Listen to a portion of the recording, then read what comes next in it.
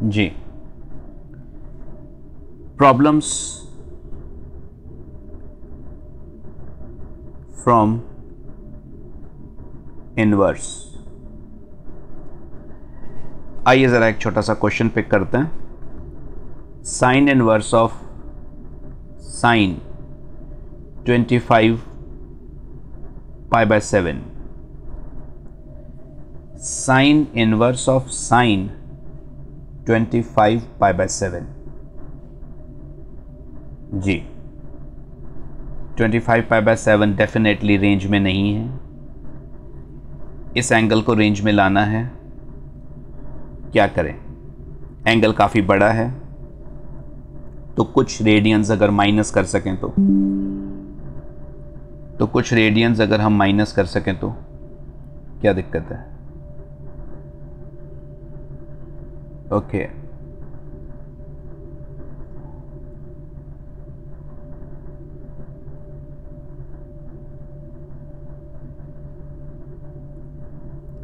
Ji, sine inverse of sine 25 pi by 7।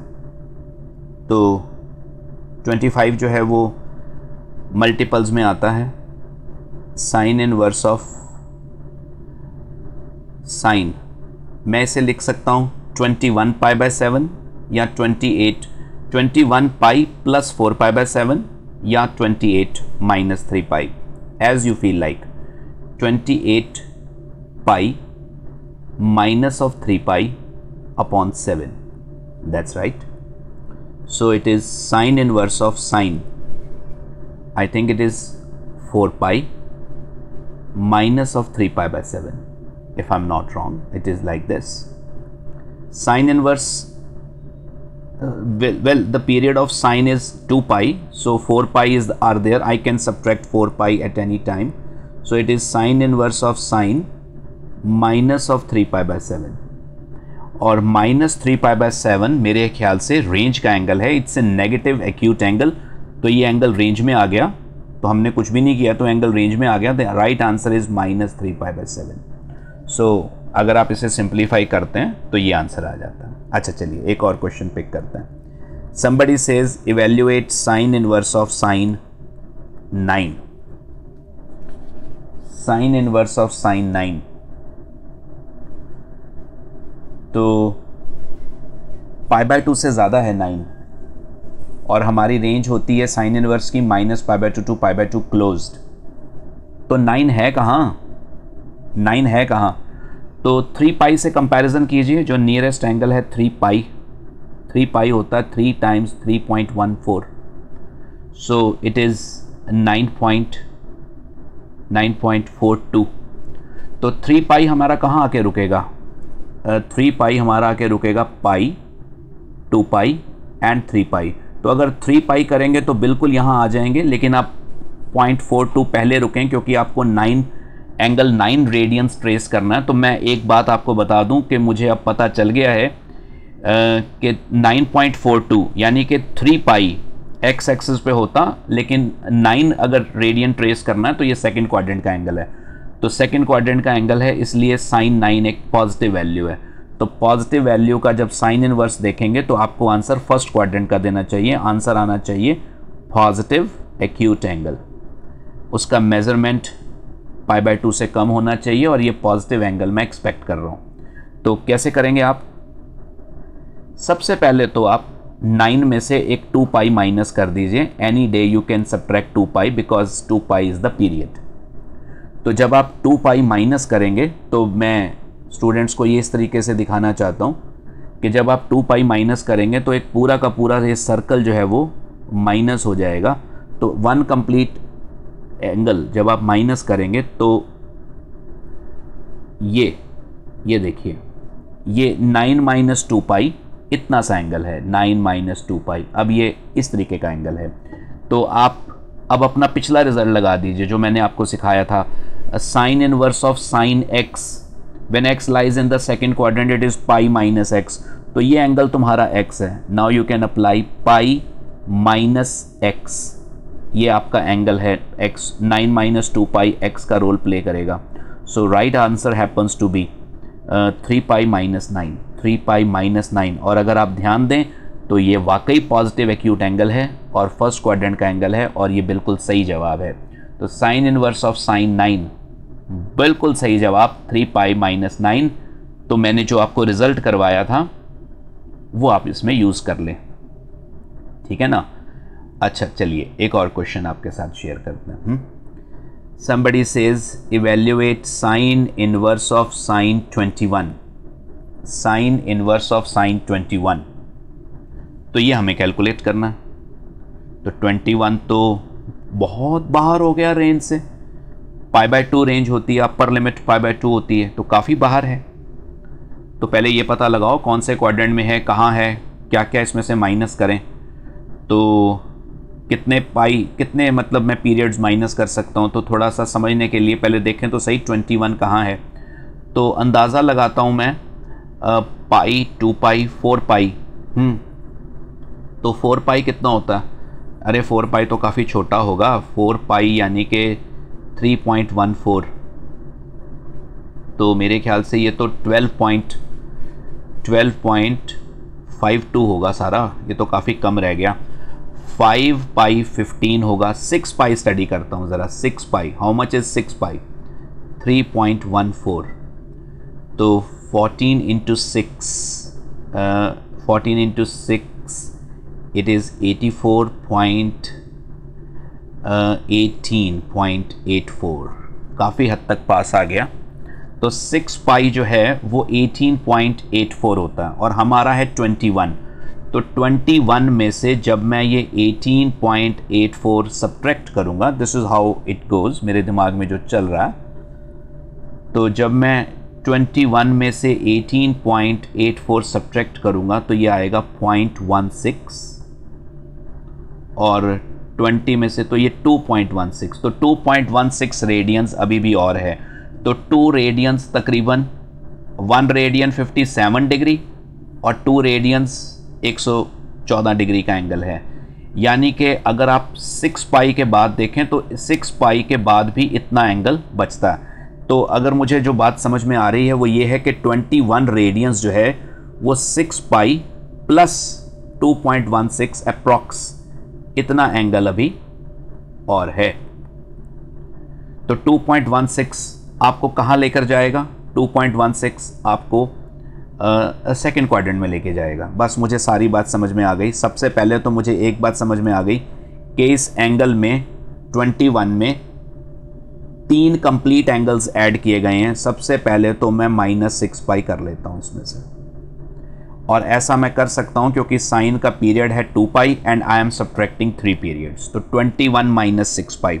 तो भैया 21 - 6 पाई करते ही अब ये एंगल रह गया 2.16 रेडियंस का, यानी कि सेकंड क्वाड्रेंट का। तो सेकंड क्वाड्रेंट में मैंने आपको इक्विवेलेंट डेफिनेशन बताई थी, पाई माइनस एक्स। तो पाई माइनस एक्स 21 - 6 पाई एक्स का रोल प्ले करेगा और आंसर आएगा 7 पाई - 21। That's the right answer. और हमारा जो आंसर है 7 पाई, ये मेरे ख्याल से पॉजिटिव एक्यूट एंगल है। अगर आप देखेंगे तो ये रेंज का एंगल है, फर्स्ट क्वाड्रेंट का एंगल है, नेगेटिव नहीं है। 3.14 को 7 से करोगे तो 21 से ज़्यादा बनेगा। तो ये फर्स्ट क्वाड्रेंट का एंगल है, रेंज का एंगल है जी, साइन इनवर्स ऑफ साइन 21। तो इक्विवेलेंट डेफिनेशन जो मैंने आपको करवाई थी वो इसमें आप यूज़ करें। पहले आप एंगल को छोटा कर दें और फिर आप उसे उस रेंज में ले आएँ। याद कीजिए वो equivalent definition, sine inverse of sine x -π/2 से π/2 when x lies between -π/2 to π/2 it is x, and when x is greater than π/2 up to 3π/2 it is π minus x। तो आप एक बार उसको π/2 से 3π/2 की रेंज में ले आएं और फिर उस पर ये रिज़ल्ट अप्लाई कर दें। तो इस तरीके से आपको कंफर्ट आ जाएगा। अच्छा चलिए एक और क्वेश्चन डिस्कस करते हैं। So somebody asks you cos inverse of cos 27 π/7। अच्छा एक बात मैं और बताऊं, मैंने इस तरह के क्वेश्चंस पहले भी क्लास में करवाए थे, लेकिन उसमें मैंने जर्नल रिज़ल्ट डिस्कस नहीं किया था, लेकिन मैंने इन्हीं स्टेप्स को करके ये क्वेश्चंस करवाए थे। तो स्टूडेंट्स ने मुझसे कहा था कि और क्वेश्चन हमें बनाने हैं, तो मैंने कहा चलो और क्वेश्चन करवाने से पहले मैं थोड़ी और थ्योरी बता देता हूँ। जर्नल मैंने उन रिज़ल्ट्स को, उन कंपोजिट फंक्शंस को जर्नल वे में स्टडी कर दिया। अभी जो मैं क्वेश्चंस करवा रहा हूँ, मेरे हिसाब से आप क्वेश्चन सुनने के बाद वीडियो को पॉज करके अपने आप क्वेश्चन करने की कोशिश करें, है ना, तो वो भी एक अच्छा आइडिया है। तो मैं तो एट पेस अब पढ़ा रहा हूँ, आप अपने हिसाब से देख सकते हैं। तो 27 π/7 कहाँ है ये एंगल? मेरे ख्याल से 27 जो है, जो नेक्स्ट जो इसका मल्टीपल पड़ता है, मेरे ख्याल से वो 28 है। तो 28 लिख करके मैं लिख सकता हूँ, तो that's fine with me. It is cos inverse of cos, तो ये है 28 pi minus pi upon 7। That's right, मैंने 27 पाई को ऐसे लिख लिया। कॉस इनवर्स ऑफ कॉस, तो जब आप 7 डिस्ट्रीब्यूट करेंगे ये बनेगा 4 pi minus π/7। That's it. Cos inverse of cos, 4 pi is the 2 periods, तो वो तो सीन से चले गए। Cos of minus theta, cos of minus theta is as good as cos of theta. π/7, π/7 range का एंगल है, आंसर आएगा π/7। ये मेरा आंसर है इस केस में। ओके, अगली बात, किसी ने पूछा what is cos inverse of cos 15। Cos inverse of cos 15, ठीक है जी। पहले हम ये देखेंगे कि 15 किस क्वाड्रेंट में है। ये तो समझ में आ रहा है कि ये 1 कंप्लीट एंगल, उससे तो ज़्यादा है, लेकिन कॉस इनवर्स ऑफ कॉस 15, तो 15 कहाँ आ रहा है? 5 पाई से ज़रा कंपैरिजन करें। 5 पाई, 5 टाइम्स 3.14, तो 15.70। ओह दैट्स इट, समझ में आ गया मुझे। This is pi, 2 pi, then it is 3 pi. अगर मैं 3 पाई लिखता हूँ, 3 pi pi, this is 2 pi, 3 pi, this is 4 pi, और अगर मैं 5 पाई लिखता हूँ तो ये 15.7 होगा। तो मुझे 15 ट्रेस करना, तो वो यहाँ आ जाएगा। ओह आई गॉट इट। तो ये बेसिकली 15 पाई, ये आपका जो 15 है वो सेकंड क्वाड्रेंट का एंगल है। तो अगर ये सेकंड क्वाड्रेंट का एंगल है तो सेकंड क्वाड्रेंट तो रेंज में होता ही है। तो एक बात मुझे जो समझ में आती है वो ये है कि cos 15 एक नेगेटिव वैल्यू होगी, सेकंड क्वाड्रेंट में है 15, और मेरा जो आंसर आएगा वो पॉजिटिव ऑब्ट्यूज एंगल आएगा, positive obtuse angle. Final answer मेरा सेकंड क्वाड्रेंट का होगा। 15 भी सेकंड क्वाड्रेंट का है, बट ये रिफ्लेक्स एंगल है। जो पाई से बड़े होते हैं वो रिफ्लेक्स कहलाते हैं, तो ये रेंज से बाहर है। तो इसको रेंज में लाओ। हाँ, तो इसमें से कितने पीरियड माइनस कर दोगे? मेरे ख्याल से एक फुल चक्कर आप इसमें से माइनस कर दो, अपने आप को समझाओ। आप इसमें से एक कंप्लीट माइनस कर दीजिए। तो जब आप कंप्लीट माइनस करेंगे तो फिर अभी इसमें से एक और कंप्लीट हो सकता है, तो आप 2 कंप्लीट एंगल्स इसमें से माइनस कर दीजिए। तो जब आप 2 कंप्लीट एंगल माइनस कर देते हैं तो ये बन जाता है cos inverse of cos 15 minus 4 pi. 2 period आपने माइनस कर दिए। हाँ, तो फिर करिए ज़रा माइनस। अगर मैं इस एंगल से इस तरह से आपको समझाऊं, तो अगर आप 2 पीरियड माइनस करते हैं तो ये एक फुल पीरियड आपने माइनस किया। अपने आप को समझाइए।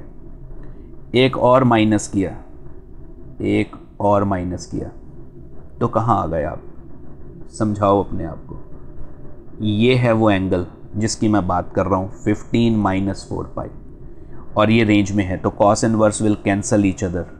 The right answer is 15 minus 4 पाई। आप देख लेना, ये ऑब्ट्यूज एंगल होगा और ये पॉजिटिव तो है ही है। So final answer is 15 minus 4 pi. Second quadrant था, वो रेंज में ही था, तो कोई ज़्यादा दिक्कत हुई नहीं। क्लियर? एक और क्वेश्चन देख लेते हैं। somebody says cos inverse of cos 34 π/9।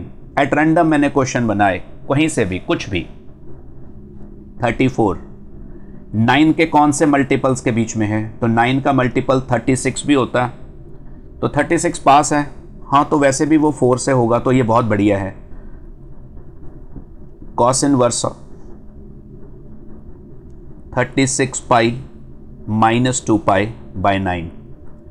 So cos inverse of cos 36 को 9 से जब डिकम्पोजिशन करते हैं तो 4 pi minus of 2 pi by 9। Period है कॉस का 2 पाई, तो 2 पीरियड तो इन्होंने ऐड किए हुए हैं, तो तुम सब्ट्रैक्ट कर दो minus 2 pi by 9। Negative angle range में नहीं होता, कॉस इनवर्स की रेंज 0 to पाई होती है, और थ्योरी ऑफ अलाइड एंगल्स लगाएं तो cos 2 pi by 9, cos of minus theta is as good as cos of theta.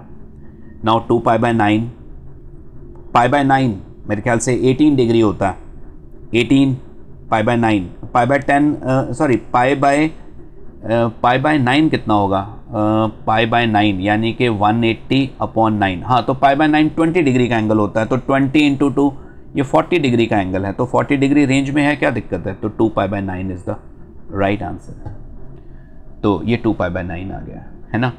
तो इस तरीके से आप क्वेश्चंस को हैंडल कर सकते हैं। चलिए एक फटाफट से और करवा देता हूँ। tan inverse of tan 12, tan inverse of tan 12। हाँ, तो कहाँ है ये एंगल 12? थोड़ा सा फटाफट से ऑब्जर्व करते हैं।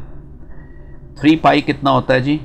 3 पाई, तो 3 टाइम्स 3.14, तो ये तो बन गया आपका 9.42, काफ़ी कम है। तो 4 पाई स्टडी कीजिए, 4 टाइम्स पाई यानी कि 3.14, तो ये बन गया 12.14 इंटू 4 आई थिंक 56, 12.56। तो 4 पाई जो है वो 12.56 है, और आप कहाँ हैं? 12 पे। तो कैसे समझाएं हम अपने आप को? 4 पाई जो है वो 12.56 है, तो 4 पाई कहाँ आएगा? 12 कहाँ आएगा? पहले तो ये देखते हैं। पाई, 2 पाई, 3 पाई और 4 पाई। अगर हम 4 पाई करेंगे तो पूरा हम एक्स एक्सिस पे दोबारा आ जाएंगे, लेकिन हमें 12 रेडियंस रुकना है, तो वो यहाँ आएगा भाई 12।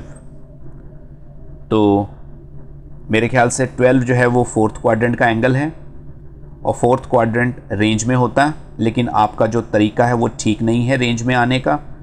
तो tan 12 is a negative quantity, ये मैंने ऑब्जर्व किया, ये नेगेटिव क्वांटिटी है, और इसका जो आंसर आएगा वो नेगेटिव एक्यूट एंगल आएगा। तो क्या कहूँ मैं, 12 जो है वो 4 पाई से कम है, तो मेरे ख्याल से अब मैं इसको समझ गया। तो tan inverse of tan 12 minus 4 पाई, तो मैंने 4 पाई माइनस कर दिया। आप ऐसा कर सकते हैं क्या? बिल्कुल कर सकते हैं, क्योंकि tan का पीरियड है। तो कैसे? अपने आप को समझाइए।